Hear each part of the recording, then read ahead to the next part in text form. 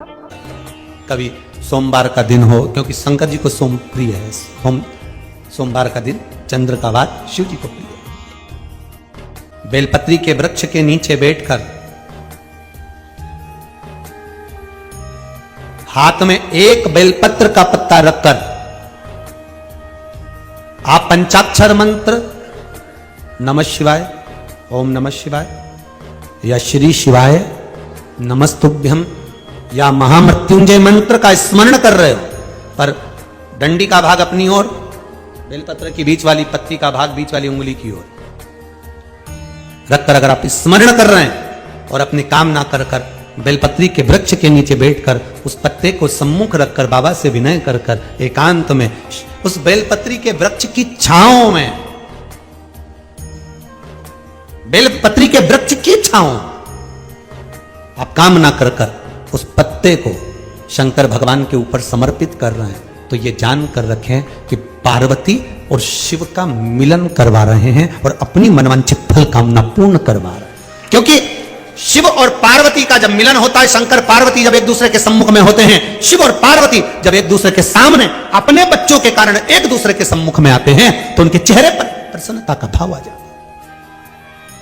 फल, मनवांछित फल की कामना आप जिस कामना के लिए कर रहे हैं, विवाह के लिए, नौकरी के लिए, सर्विस के लिए, व्यापार के लिए, रोग मुक्ति के लिए, आप जिस कामना से कर रहे हैं, बस उससे कहकर कभी सोमवार का दिन हो, क्योंकि शंकर जी को सोम प्रिय है। सोमवार का दिन चंद्र का वार शिव जी को प्रिय है। जो व्यक्ति बहुत ज्यादा गरीब हो, बहुत कंगाल हो, लक्ष्मी नहीं आ रही हो, बहुत तकलीफ में हो, कर्जा बहुत ज्यादा हो, उसको कुछ नहीं करना।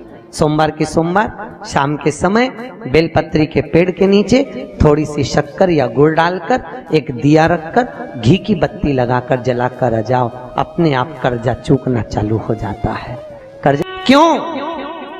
माता लक्ष्मी को भगवान शिव ने कहा था, लक्ष्मी तेरा विवाह मैं भगवान नारायण के साथ कर रहा हूं, तो नारायण के चरणों में तो रहेगी, पर एक बात याद रख, माता पार्वती के नयन अश्रु से प्रकट हुए बेलपत्र के नीचे शाम के समय पर तेरा निवास होगा, तो प्रतिदिन शाम के समय पर बेलपत्र के पेड़ के नीचे बैठकर नारायण की आराधना करेगी। जो तेरे नाम का दिया बेलपत्र के पेड़ के नीचे लगाएगा, उसका घर संपदा से भर जाएगा। महाराज, शिव महापुराण तो यहां तक कहती है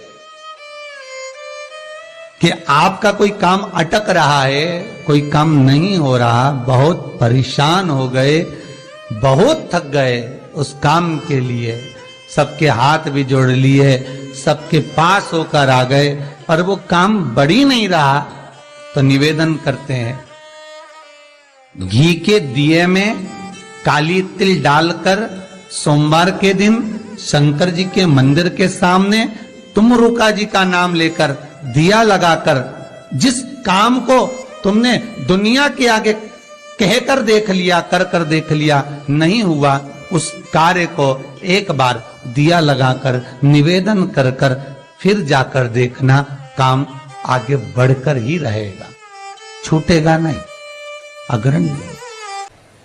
कहीं लग जाए आपकी जिंदगी में कि अब मेरा जीवन बहुत नरक सा निकल रहा है, बहुत कष्टमय निकल रहा है, ये बेलपत्री लेना, इस बेलपत्री के बीच वाले पत्ते पर पीला चंदन लगा लेना। कितना लगाना है?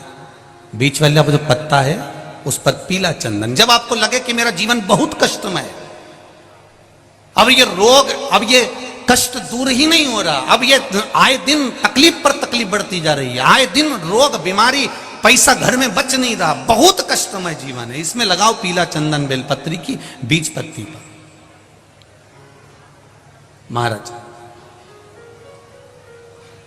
और बीज पत्ती पर जब चंदन लग जाए, लगने के बाद में ये दोनों पत्ती पर लाल चंदन लगा लीजिए।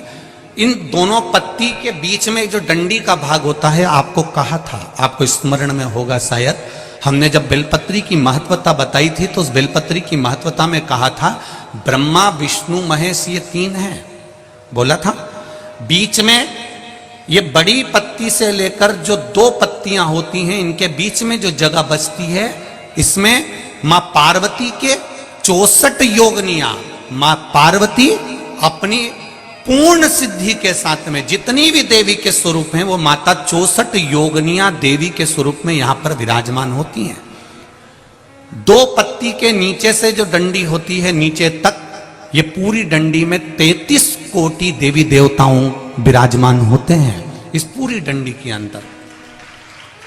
तो ये बीच वाली पत्ती है, ये जो बीच वाली पत्ती का जो भाग होता है, इस पत्ती के भाग में शहद का प्रयोग कर कर, यहां पीला चंदन, लाल चंदन, शहद का प्रयोग कर कर इसी तरह से पकड़कर ये बेलपत्री की जो डंडी है वो अशुक सुंदरी पर जब आप समर्पित करें तो जहां से जल बहता है उस ओर पर इस पत्ती को चढ़ाकर केवल आपके हृदय की बात कहकर देवाधिदेव महादेव से कोई भी शिव जी का मंत्र, पंचाक्षर नमः शिवाय, षडाक्षर ओम नमः शिवाय, श्री शिवाय नमस्तुभ्यम या महामृत्युंजय मंत्र, जो शिव का मंत्र हो आपके पास में, उसको बोलते हुए देवाधिदेव महादेव को धीरे धीरे जल की धार चढ़ाना प्रारंभ करो। जल की धार जब पूर्ण होने लगे, उसमें थोड़ा जल बचे, तब अशोक सुंदरी पर जो तुमने बेलपत्र चढ़ाई है वहां उस जलधार को चढ़ाए। ये प्रयोग आपको केवल सोमवार की अष्टमी पढ़ने पर ही करना है। कौन से दिन करेंगे? जम के बोलिए जरा। सोमवार की अष्टमी पढ़ने पर यह प्रयोग करें और जल चढ़ाकर बाबा से विनती कर कर उसी बेलपत्र को वापस उठाकर कहीं जलाशय में या किसी पेड़ के नीचे विसर्जन कर दें और 1 लोटा जल वहां भी चढ़ा दें। बस निवेदन कर कर आ जाइए, मेरा बाबा 3 माह के अंदर हाथ जरूर पकड़ेगा और आपको दलदल से बाहर निकाल देगा। कोई सहज नाम नहीं है तुमरुका जी का। कौन है तुमरुका? जिसका व्याख्यान शिव महापुराण में बारंबार आता है, जिसकी भक्ति की श्रेष्ठता देवऋषि नारद से भी प्रबल मानी गई है। देवऋषि नारद को तो कई बार अभिमान आ गया। एक बार भगवान विष्णु के सामने जाकर कहते हैं कि मेरे बराबर नाम नहीं लेता कोई तुम्हारा। भगवान शंकर के सामने जाकर कहते हैं कि कामदेव को मैंने जीत लिया। ब्रह्मा जी के पास जाकर कहते हैं कि सृष्टि का निराकरण करना आपका काम है, पर मैं सारी सृष्टि का भ्रमण कर लेता हूं एक क्षण में। जो देवऋषि नारद इंद्र के सामने जाकर कहते हैं कि तुम्हें सत्ता का आधिपत्य जताना नहीं आता, आधिपत्य कैसे कहते हैं वो जानते नहीं हो आप। वो देवऋषि नारद जिनके भीतर भजन का बल, तप साधना का अहंकार इतना ज्यादा हो गया था कि देवताओं को भी कई बार देवऋषि नारद को नीचा दिखाने के लिए बंदर का मुख लगाना पड़ा था, अहंकार को छोड़ने के। पर उसमें भी प्रबल तुमरुका जी जो शिव महापुराण की कथा कर रहे हैं उसमें भी प्रबल, इनका नाम मात्र, पहले भी कहा कि तुम्हारे घर के पास में, दुकान के पास में, जहां तुम रहते हो, अपने घर के पास जो शिव मंदिर हो वहां 1 लोटा जल ले जाकर चढ़ाना प्रारंभ करिए। 1 लोटा जल सारी समस्या का हल है, केवल 1 लोटा जल। हंसने वाले हंसेंगे, कहने वाले कहेंगे, अपशब्द कहने वाला अपशब्द कहेगा, हंसने वाला हंसेगा, ठाका लगाने वाला ठाका लगाएगा, कहने वाला कहता रहेगा, खाने पीने वाला देता रहेगा। पर अपनी अविरल भक्ति जब हम शंकर के चरणों को समर्पित करते हैं तो ये निश्चित है शिव हमारे मन का सुख हमें प्रदान जरूर